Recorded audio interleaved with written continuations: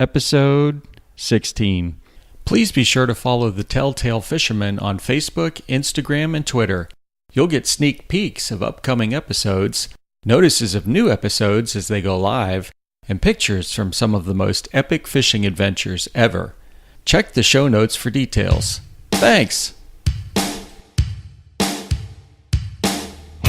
Welcome to the Tell Tale Fisherman Podcast, where avid anglers share the story of their best fishing day ever to inspire yours. Now it's time for another epic adventure. So here's your host, John Woodson.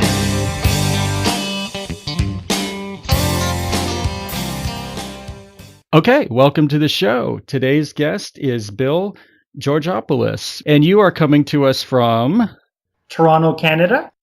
Well, how about we just start with you telling us a little bit about yourself and, what you do on those days when you'd much rather be out there fishing? Yeah, I'd love to be fishing full time. Unfortunately, I haven't gotten there quite yet. So I currently run a marketing agency. Full time, that's my full time gig. Mm-hmm. So I'm doing that, excessively throughout the week, fulfilling requests and any work that needs to get done for all my current clients, and chasing some new business, obviously, because there's a sales aspect to that as well. Yep. So running my marketing agency keeps me quite busy, but I do make as much time as I can outside of that to flip out and get out, fishing. And when I do, it's usually 10 to 12 hour days on the lake. Yeah, get out and go after it hard when you do. There you go. Absolutely. Well, so tell us a little bit about how you got the fishing bug. Is this something that started at an early age, or when did you pick it up? Very young age. It's kind of an interesting story. So I've probably saw, if I remember correctly, I was watching a few of the fishing shows that were airing in the U.S., Bill Dance and Hank Parker back in the day. And oh, yeah. I just saw this fishing thing, and I'm like, this is pretty cool. Look at these guys. They're bringing a fish in every couple of seconds. This is interesting. But I knew from a young age that as soon as I saw a few of those shows or watched them, I had this bug. I wanted to try it. I wanted to understand it. I wanted to be on the water because I knew that I had that feeling of that I'm an outdoorsy person. Yeah. Unfortunately, though, growing up, I didn't have outdoorsy parents and not many outdoorsy friends. So I kind of didn't get to fish as much as I wanted to as a kid. I remember the first time I did, and I caught a few small little rock bass off a dock. Mm-hmm. I was speechless, absolutely speechless. I'm like, I caught one. Like, this is really cool, right? And you're a young age, you're 5, 6, 7 years old. And from there, it was basically jumping right into drowning myself in fishing, getting as many magazines as I can get my hands on, trying to scrounge some money together to buy those magazines or ask my parents to buy me a magazine. And then there was a long wait in there. So I lived fishing through reading magazines, watching all the shows, whether it was late shows or getting up really early on a Saturday, because I had no means of getting to a lake to fish. I didn't have the means of the financial side to go get all this fishing stuff and go fish. So it was a long wait. Probably till my mid-teens when I took it up hardcore, because that's when I was able to drive. That's when I was getting my part-time jobs. And that's where pretty much everything I was making was going into funding me getting into fishing. Well, that's really cool. So you were a student of fishing long before you really could actually get out there and be a practicer of fishing. That's exactly it. It was spending time looking at the articles, trying to read through every article, understand what species we had locally. And then after all of that, when you're able to drive, you're basically thinking, where do I go? What lakes are even here? Because again, I didn't grow up in an outdoorsy environment. So I'd go on some hikes with friends and stuff like that, but without having, the closest unit to you, which is your parents, that were outdoorsy, maybe going, we went camping, I think once or twice a year. Mm-hmm. I didn't know how to those camp parks. One, I couldn't drive to them. When I finally could, I couldn't even, I didn't know what was there, what fish species was there. So everything I had read turned into this. Now I've got to siphon all that information back and say, okay, where do I find largemouth bass, or where do I go find northern pike? And that became the next challenge, is to find out where the best places to fish were. Right. And so you made that transition and started to figure out where the fish were and how to catch them, and just been doing it ever since, huh? That's exactly it. Nice. So, well, tell us a little bit about the fishing that you currently do. What would be some of your average fishing days that you go out and do? An average day for me, I'll give you an example. Last weekend, I spent an entire day. And when I say an entire day, it was probably close to 10 to 12 hours on the water.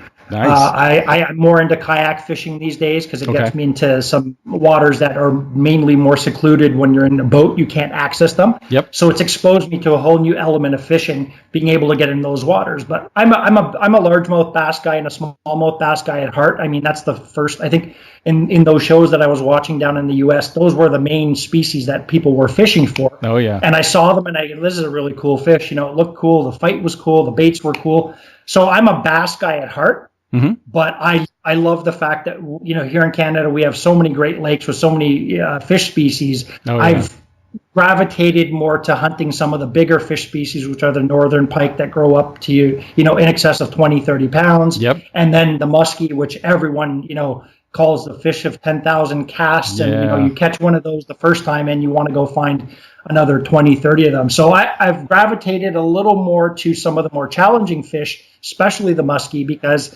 they're not easy to catch. And that's what constantly pushes me to continue learning and understanding what needs to be done on the water to go catch, you know, 3 muskie in one day. Have I caught 1 muskie in a day? Sure. Have I seen another 5? Yes. Did I catch any of those 5? No. That's the next step. Yeah, absolutely. Well, I got to go up to Canada for a fishing trip when I was in middle school, and I was just so struck by the beauty of the lakes we were fishing on, and yeah, really enjoyed seeing the pike and smallmouth, those things that we don't get to catch down here in Florida. We got lots of other things to catch, but you know, we don't get those species. So yeah, I would love to get back there someday and then definitely chase after one of those muskies like you're talking about.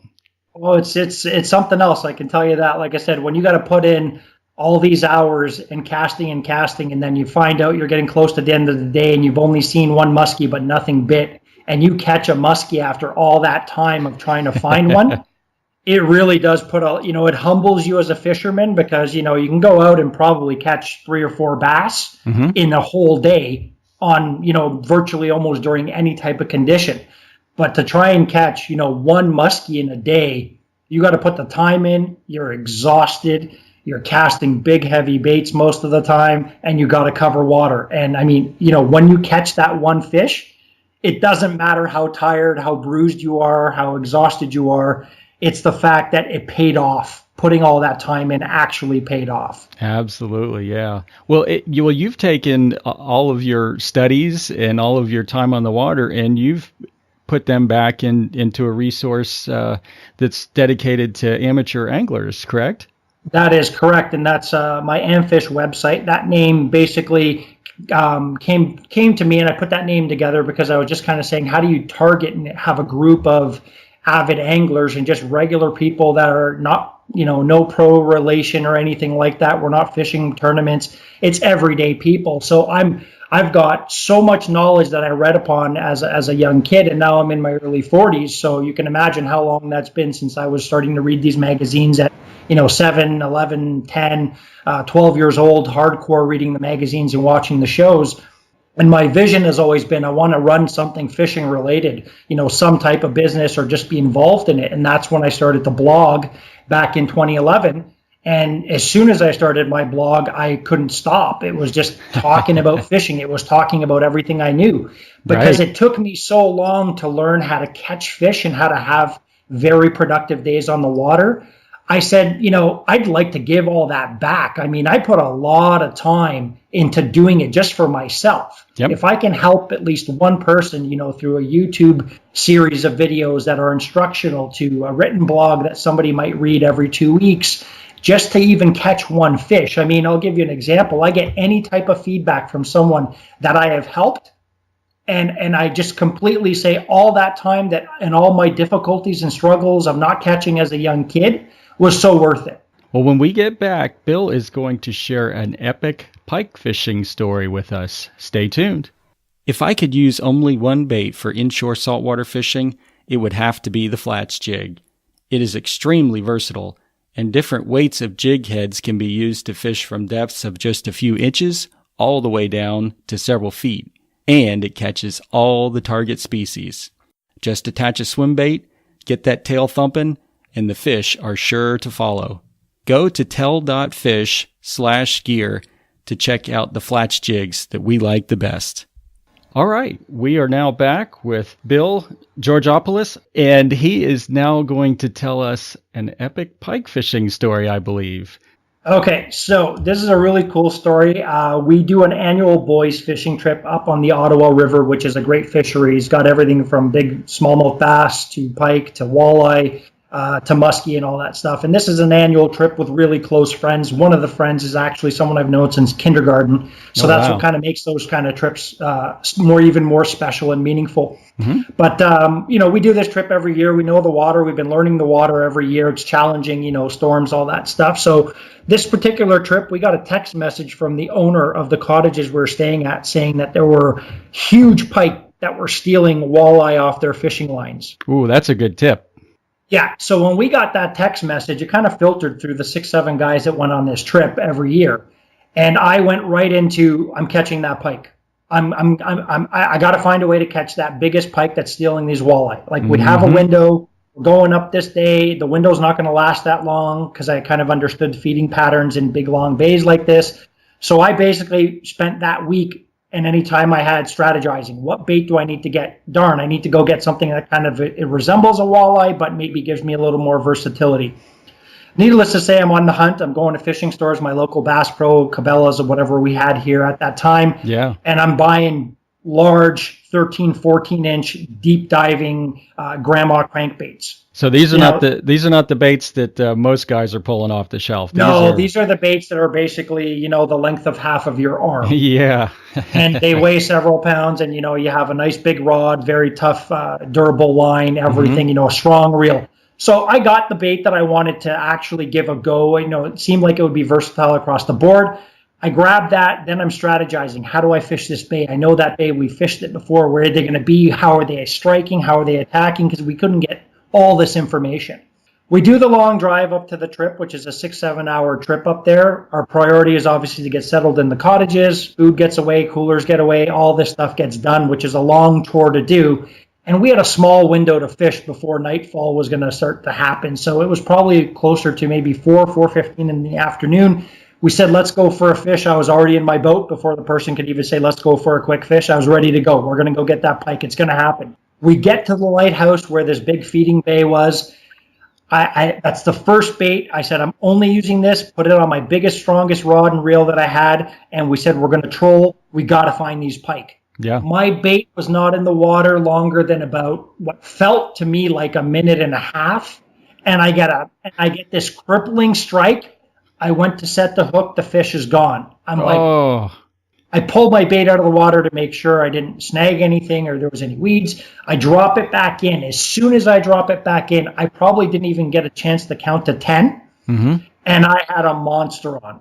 And how I knew this started to be a monster is it was pulling line. I had a big gear. I stood up. We're trying to get the boat organized. Someone get the net. Someone get over here. Someone keep the boat moving. I am fighting a monster pike. And I knew it and I felt it, that it was the pike that was stealing the walleye. You get that fisherman's instinct. Yeah. Well, before you know it, I have an over 3.5 foot pike that dives out of the water, completely vertical. It's got my 14-inch bait dangling from its face. So I know I have it hooked well because that's the first visual. This thing torpedoed straight out of the water. That's always a scary moment when you're trying to figure out if they've got the bait in their mouth well or not. There you go. So this guy's vertical out of the water. He falls back into the water. We all freak out because I'm going, this is my biggest pike. I knew it. It had to be my biggest pike. This is just huge.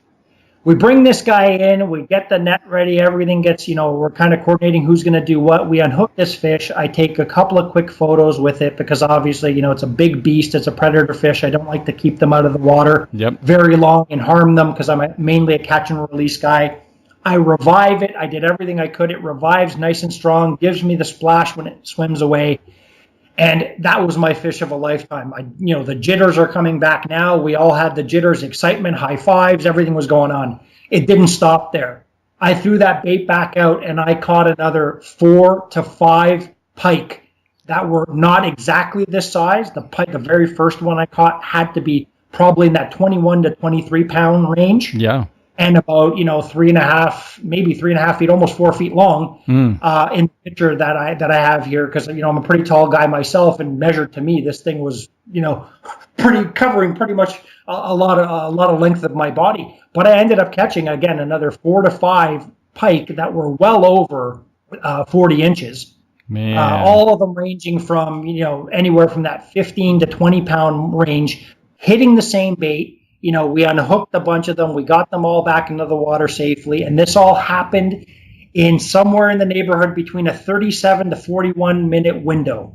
Wow. So if I had caught the one, I would have been the happiest guy in the world. But I was blessed to have the best pike fishing day ever, because I caught, 5 to 6 trophy pike in less than an hour. Wow. And all on that same bait, huh? All on the same bait. It was a matter of capitalizing on what we had heard, what they're feeding on in that area, and testing it out and saying, I'm going to stick with this. We're going to troll through this area. We're going to see if we can get them. If these guys stationary, are they roaming? And I knew after the first strike that was the missed strike. I knew we were going to find them. I knew we were going to get them. Oh, wow. So was this is in a river, you said? This is an Ottawa River. It's a big body of water, a lot of different structure, a lot of feed that you're competing with when it comes to using baits. Yeah. Because the fish are very well fed in this big system. And again, it wasn't, like we had fished this fishery for the last 20 years. We were doing this annual trip probably, I think that was year 5 or year 6 where I had this stunning pike day. And every year is different. We go up around the same time, which is August, to try and do kind of that late summer fish. Yep. And it changes. We've been chased off the water by storms. We've had weeks where we can't fish for 3 days in a row. We've had really cold weather where the fish shut off, and then you've had, moments like this that you remember.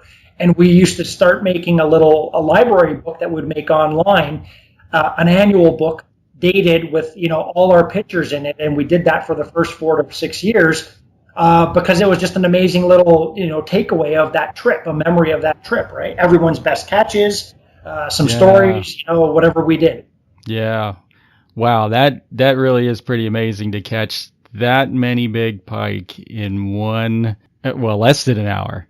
That's amazing. In one season, in our season here, we get to start fishing mid-May. And probably have to wrap up, maybe late October, depending on how fast it starts to get cold here.